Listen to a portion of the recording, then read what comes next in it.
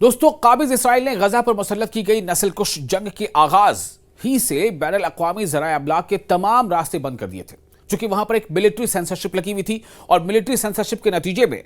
वहां से खबरों का नश्र होना, पब्लिश होना, खबरों का इरसाल, उसकी तरसील, उस पर लगातार जो है एक तरह से रोक थी। बहुत मुश्किल से खबरें निकल कर वहां से आ पाती थी। आपको याद होगा जब ईरान और इसराइल के बीच भी जो जंग चल रही थी, जब हमले हो रहे थे, तब भी ऐसी काफी मुश्किल से खबरें वहां से आ रही थी, क्योंकि वहां मिलिट्री सेंसरशिप लगी थी।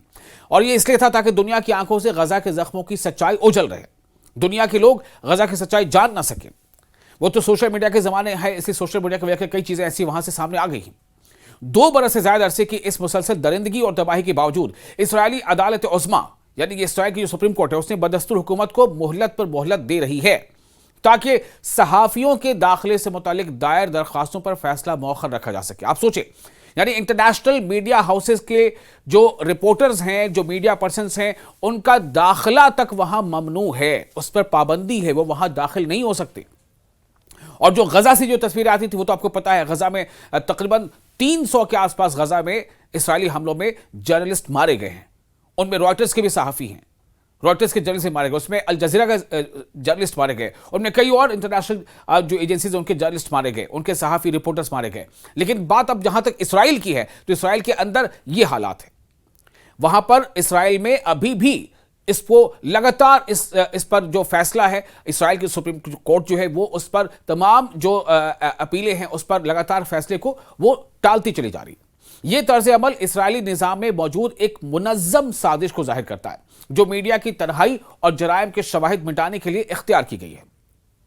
काबिज इसराइल इस पाबंदी को सिक्योरिटी वजूहात के पर्दे में छुपाने की कोशिश करता रहा है, मगर इंसानी हुकूक के इदारे और आलमी तंजीमें यानी कि ह्यूमन राइट्स की जो ऑर्गेनाइजेशंस हैं, जो ह्यूमन राइट्स की बातें करती हैं, जो ह्यूमन राइट्स को लेकर के रिपोर्ट कलेक्ट करती हैं, छापती हैं, दुनिया को बताती हैं और ऐसे ह्यूमन राइट्स के वायलेशन से दुनिया को रोकने की कोशिश करती हैं, ऐसी जो संगठन है, ऐसी जो ऑर्गेनाइजेशंस हैं, उसे दानिस्ता कोशिश करार दे रही हैं कि जानबूझकर दरअसल इसराइल में ये मिलिट्री सेंसरशिप लगाई गई है और सुप्रीम कोर्ट लगातार इस मामले को अभी भी टालता चला जा रहा है, यानी कि उसको मौखर कर रहा है। ये उनका कहना है, ऐसी तंजीमों का, ऐसे संगठनों का। उनका कहना है कि इसका मकसद सिर्फ यह है कि सच्चाई को दफन करना और दुनिया के सामने अपनी झूठी कहानी को मुसल्लत करना है। कमेटी बराए तहफ़्फ़ुज़ सहाफ़ियान यानी CPJ,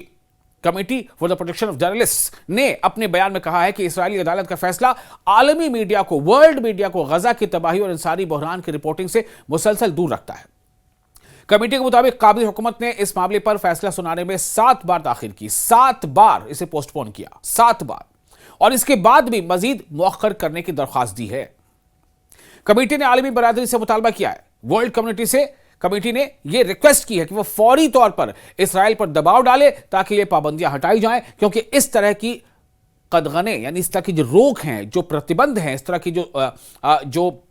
ब्लॉकेजेस हैं, ये जर्नलिज्म को, सहाफत की आज़ादी यानी कि जो जर्नलिज्म की जो फ्रीडम ऑफ जर्नलिज्म है,